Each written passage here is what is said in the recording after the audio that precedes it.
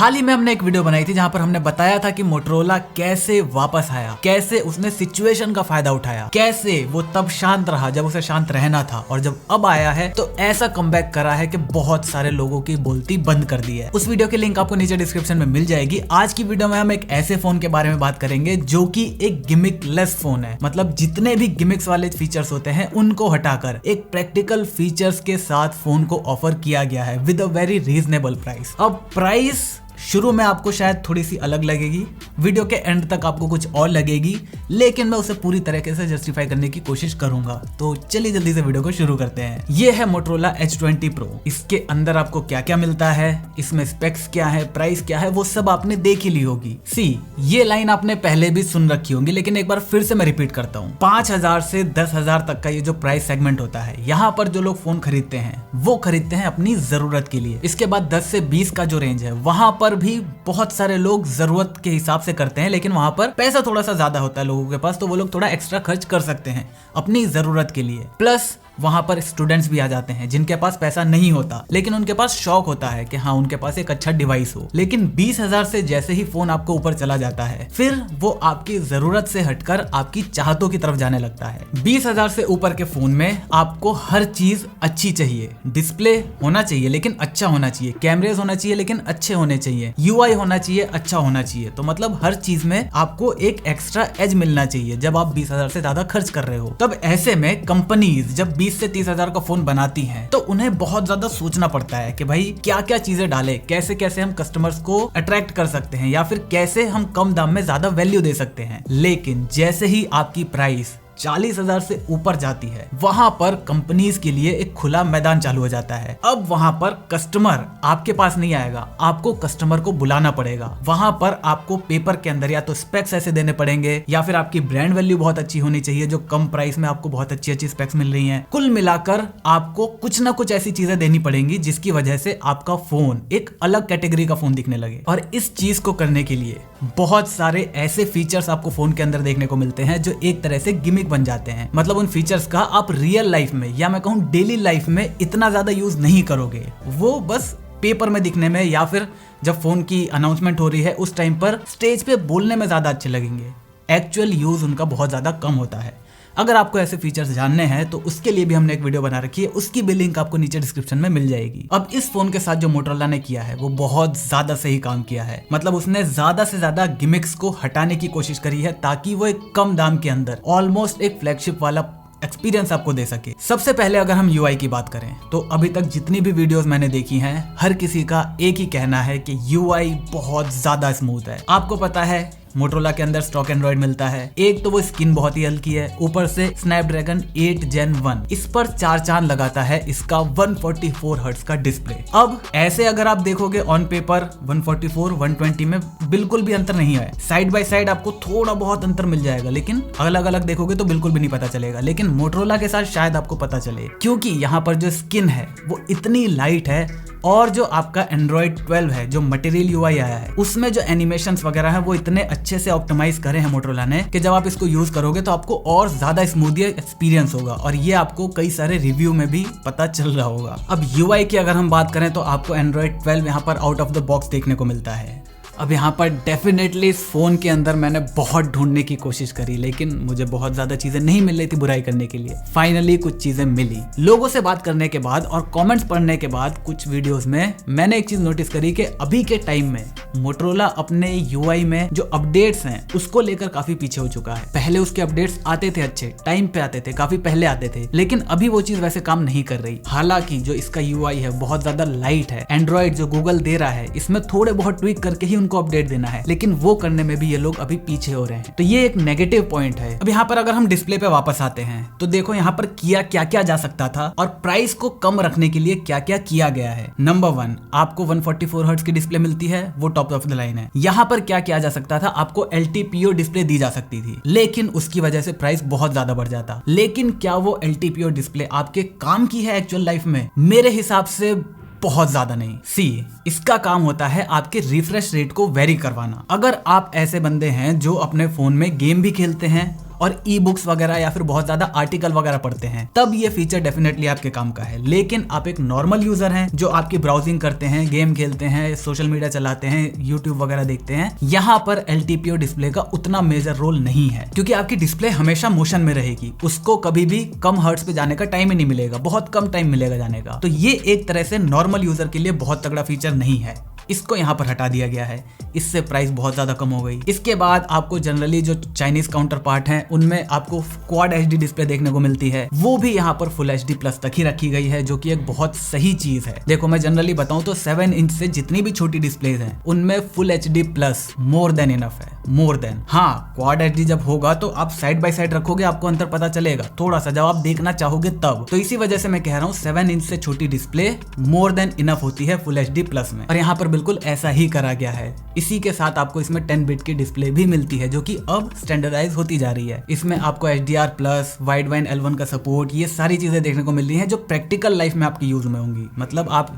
Content देखोगे Netflix पे, Amazon prime पे, तब एक्चुअली में ये चीज आपके काम आएंगी। ब्राइटनेस की अगर मैं बात करूं तो वो यहाँ पर स्पेसिफिकली नहीं बताई गई है। अब ऐसा क्यों नहीं है? क्योंकि हो सकता है कि बहुत ज्यादा ब्राइटनेस ना हो, नंबर्स में क्लेम करना मोटोरोला को न लगा हो कि भाई जब अगर नंबर्स हम बताएंगे तो काउंटर पार्ट्स जो हैं, आपका iQOO हो गया, OnePlus हो गया, इनके नंबर्स ज्यादा देखने को मिलेंगे, तो लोगों को शायद लगेगा कि हाँ भाई ब्राइटनेस में कुछ कमी है। ये एक ऐसा फीचर है जहां पर कॉस्ट कटिंग करके लोगों को पता भी न चले और कॉस्ट कटिंग भी हो जाए, ये काम करा गया है। इसके बाद एक और नेगेटिव चीज जो मैं कह सकता हूं कि इस फोन का सबसे बड़ा नेगेटिव पॉइंट है, वो है इसका इन डिस्प्ले फिंगरप्रिंट का ना होना। यहाँ पर मेरे लिए पर्सनली इस प्राइस रेंज के अंदर इन डिस्प्ले फिंगरप्रिंट होना चाहिए। साइड माउंटेड फिंगरप्रिंट्स मुझे वैसे भी पसंद नहीं है, और जो प्राइस हम दे रहे हैं वहां पर यार वो तो देखो होना चाहिए। अब माना के प्राइसेस को कंट्रोल करने के लिए ये चीज की गई है, लेकिन एक काम किया जा सकता था, 10 बिट के डिस्प्ले को हटाया जा सकता था। अभी 10 बिट के कंटेंट ही हमारे पास कितने हैं, तो जब इतने सारे गिमिक्स को हटाया गया था तो इस चीज को भी हटाकर इन डिस्प्ले फिंगरप्रिंट देनी चाहिए थी मोटोरोला को। उसी के साथ साथ IP रेटिंग, इसमें आपको IP52 देखने को मिलता है, मतलब ये डस्ट रेजिस्टेंट है, लेकिन वाटर रेजिस्टेंस उतना अच्छा नहीं है इसके अंदर। अब देखा जाए तो ये उतना भी नेगेटिव पॉइंट नहीं है, क्योंकि जनरली लोग अपने फोन को बचाकर ही रखते हैं। लेकिन अगर मैं बात करूं इस फोन की, तो ये ऐसा फोन है ना जहां पर टेक एंथुसियास्ट लोग ज्यादा इंटरेस्ट दिखाएंगे, क्योंकि नॉर्मल लोगों को पेपर के अंदर बहुत सारी चीजें चाहिए होती हैं। इसमें पेपर के अंदर उतनी सारी चीजें नहीं है, एक्चुअल यूज के अंदर बहुत सही चीज है, तो वो एक टेक एंथुसियास्ट बंदा ही समझेगा। वो कैसा बंदा होगा? जनरली स्टूडेंट होगा या फिर यंग जनरेशन ज्यादातर। अब यंग लोग जो हैं वो लोग अगर 50,000 का कोई फोन लेते हैं, 45,000 रुपए इन्वेस्ट करते हैं, वो थोड़ा बहुत तो अपने फोन के साथ शो ऑफ करना चाहेंगे। अब मान लो वो लोग पार्टी वगैरह में गए, कहीं पूल पार्टी में गए, वहां पर अंडर वाटर अगर उन्हें फोटो लेनी है तो वो चीज इस फोन के साथ करनी मुश्किल है। तो मेरे हिसाब से इस प्राइस अगर कोई दे रहा है इतना पैसा, तो ये चीज, ये शो ऑफ तो यार देखो कंपनी को देना चाहिए था। अब हालांकि IP52 इतना बुरा भी नहीं है कि एक्सीडेंटल अगर पानी में फोन आपका गिर गया, कहीं पे गिर गया तो एकदम से खराब हो जाएगा, नहीं, इतनी प्रोटेक्शन आपको मिल जाएगी। लेकिन वो जो डाइव करके जो फोटो वगैरह लेते हैं लोग अंडर वाटर, वो इस फोन से करना बहुत ज्यादा रिस्की है। अब यहाँ पर बहुत सारे लोग ये भी आर्ग्यू कर सकते हैं कि भाई बहुत सारे फोन जो हैं उनमें IP रेटिंग होती ही नहीं है, लेकिन फिर भी वो पानी के अंदर अच्छा काम कर लेते हैं। वो इसलिए क्योंकि कंपनीज बना देती हैं उसको अच्छा, जब आप पानी में लेके जाओगे तो उसमें कुछ नहीं होगा, लेकिन जब आप IP सर्टिफिकेशन लेने जाते हो तब आपको एक स्पेसिफिक अमाउंट का चार्ज देना पड़ता है इस सर्टिफिकेशन को लेने के लिए। तो या तो सर्टिफिकेशन लो ही मत, तो वहां पर कॉस्ट कटिंग हो गई, लेकिन जब आपने ली है तो मतलब आपने कुछ पैसे तो दिए हैं ना सर्टिफिकेशन के लिए, तो जब पैसे दिए हैं तो पूरा जो सबसे तगड़ा वाला है वही वाला सर्टिफिकेशन लेना चाहिए था, अगर आपने वैसा फोन बनाया है तो। ये चीज आपको ध्यान में रखनी होगी। इसके बाद बात करें अगर कैमरास की, तो वो परफॉर्म कैसा करते हैं उसके बारे में मैं कुछ भी नहीं कह सकता। उसकी ऑप्टिमाइजेशन कैसी है कुछ नहीं कह सकता मैं।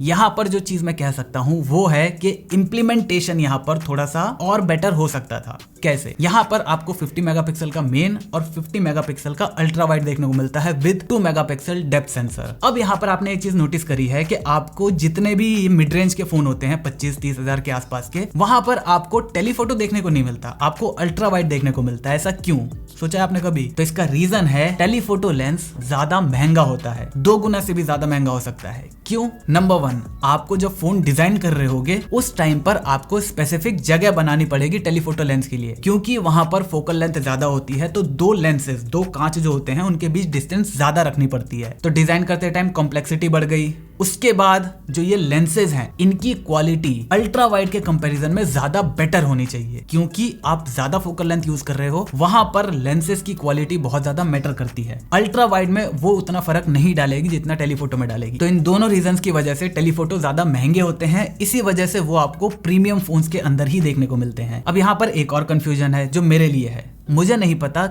ज्यादातर लोगों को क्या चाहिए। कुछ लोगों को अल्ट्रा वाइड का लुक पसंद आता है, कुछ लोगों को टेलीफोटो का लुक पसंद आता है। आप नीचे कमेंट करके बताओ कि आपको ज्यादा कौन सा अच्छा लगता है। मैं पर्सनली चाहता कि इस फोन का जो अरेंजमेंट है वो कुछ इस तरह से होना चाहिए। आपका जो 50 मेगापिक्सल का मेन सेंसर है वो तो है, अल्ट्रा वाइड के रेजोल्यूशन को कम कर देते, थोड़ा सस्ता वाला सेंसर यूज कर लेते। 2 मेगापिक्सल का जो डेप्थ सेंसर है उसको हटा सकते थे। यहाँ पर फ्रंट कैमरा जो है वो 60 मेगापिक्सल का सेंसर है, ये जो है ये मेरे हिसाब से ज्यादा कर दिया गया है। यहाँ पर जो 24 मेगापिक्सल के आते हैं नॉर्मली वो यहाँ पर डाले जा सकते थे, और उसके बाद यहाँ पर टेलीफोटो लेंस का यूज किया जा सकता था। अगर ये ऐसा अरेंजमेंट होता तो ये एक तरह से परफेक्ट कैमरा सिस्टम बन जाता फॉर द प्राइस। लेकिन अब ऑब्वियसली मुझे नहीं पता ना कि भाई टेलीफोटो ज्यादा इंपॉर्टेंट है या फिर अल्ट्रा वाइड। आप नीचे कमेंट करके जरूर बताना, अल्ट्रा वाइड या टेलीफोटो। तो यहाँ पर आपने देखा कि मोटोरोला ने कितनी इंटेलिजेंट तरीके से कॉस्ट कटिंग करी है। अब वीडियो के स्टार्ट होने से पहले शायद आपको लग रहा होगा कि हाँ भाई ये 45,000 के प्राइस में अगर SBI का कार्ड है आपके पास तो आपको 45 के अंदर मिल जाएगा। तो अब आपके हिसाब से ये काफी ज्यादा अच्छा प्राइस है। लेकिन वीडियो के खत्म होते होते अब आपको लग रहा होगा कि नहीं यार, कॉम्प्रोमाइजेस तो थोड़े ज्यादा ही हैं। एक फोन के अंदर केवल स्नैपड्रैगन 8 Gen 1 प्रोसेसर ही तो है, और बहुत ज्यादा स्पेशल तो कुछ है नहीं। ये सारी चीजें हमें 25,000 के 30,000 के फोन के अंदर भी मिल जाती हैं। सिर्फ इसके चक्कर में